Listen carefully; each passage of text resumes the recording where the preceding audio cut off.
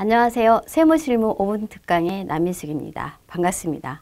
이제 결산을 진행하는 과정 중에서 이제 매출이 확정됐어요. 그 다음에 회사에서 받았던 그 전달받은 서류도 받았고, 이제 그 다음은 회사 정리 과정에 들어가는 지금부터는 인건비와 예수금을 정리하는 그 과정에 대해서 얘기를 하겠습니다. 먼저 온천징수 금액의 장부 반영인데요. 이때는 온천징수 이행신고서와 지급명세서 금액과 재무제표의 인건비 온천징수 금액은 항상 일치가 돼야 됩니다.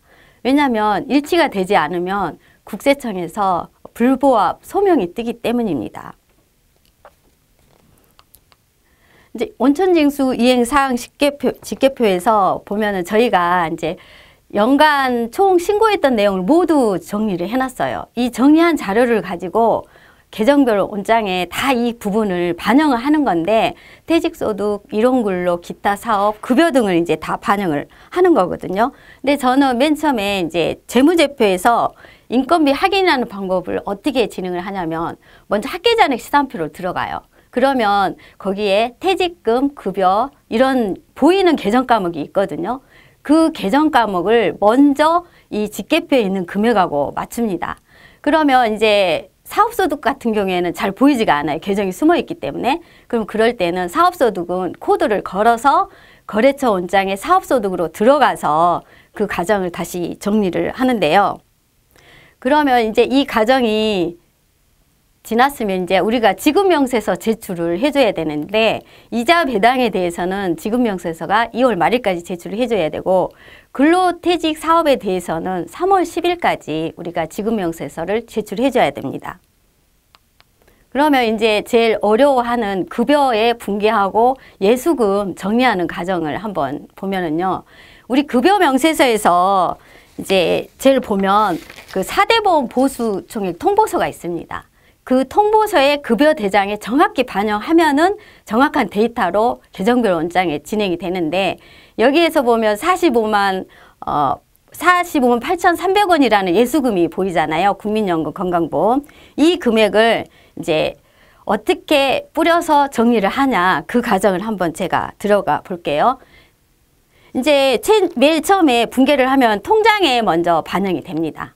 통장에 어떻게 반영이 되냐면 45만 8,300원 예수금, 이거를 통장에 다 반영하고 입력하고 난 뒤에 이 과정을 진행을 하니까 건강보험 코드로 먼저 걸어줍니다. 그럼 그걸 걸어주고 난 뒤에 거래처 원장에 건강보험 원장에 들어가서 예수금, 아까 급여 대장상에 있는 83,750을 떨어주고 나머지 비용을 복리후생비로 돌려줍니다. 그 다음에는 남은 금액을 어떻게 하죠? 국민연금으로 돌려놓습니다. 그럼 국민연금 가서 또 어떻게 정리를 하냐면, 보통예금, 대금은 그대로 있습니다. 그 국민연금 거래처 원장에 들어가서 예수금, 아까 급여 대장에서 본 11만 2,500원을 먼저 떨고, 그 다음에 나머지는 세금가공가를 남겨놓거든요. 그러면 나머지 금액이 또 보이잖아요. 6만 5,800원. 여기를 이거를 근로복지공단으로 또 남겨놓으면 아까처럼 예수금 정리하고 이런 식으로 정리가 되는데요.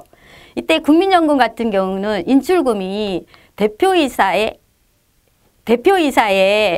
비용이기 때문에 절대 먼저 경비로 정리를 하면 안 됩니다. 이제 법인 같은 경우에는 이제 모든 근거가 통장에 있기 때문에 통장의 그 기록대로 해서 이렇게 정리하기가 쉬운데, 개인 같은 경우에는 어떠냐? 개인 같은 경우에는 통장 내용이 잘 없습니다. 그러면 이럴 때는 국민연금 그 납부서를 달라고 해서 그 납부서가 이제 전달이 되면은 그걸 가지고 이제 정리를 하는 방법을 다시 알려드릴게요. 그 납부서가 전달이 왔어요. 그러면 건강보험공단에 먼저 코드를 건다고 그랬잖아요. 근데 이 걸 때 출금 뭐 45만 8,300원 이렇게 하지 마시고 이거를 대체전표로 겁니다. 대변에 현금, 차변에 건강보험 45만 8,000원 이렇게 걸어 놓으면은 그 과정에서 이제 아까처럼 순차적으로 정리하는 게 개인 사업자도 잘 똑같이 정리가 됩니다.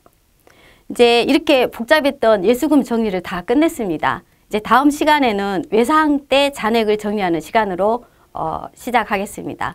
지금까지 세무실무 5분 특강의 남민숙이었습니다. 감사합니다.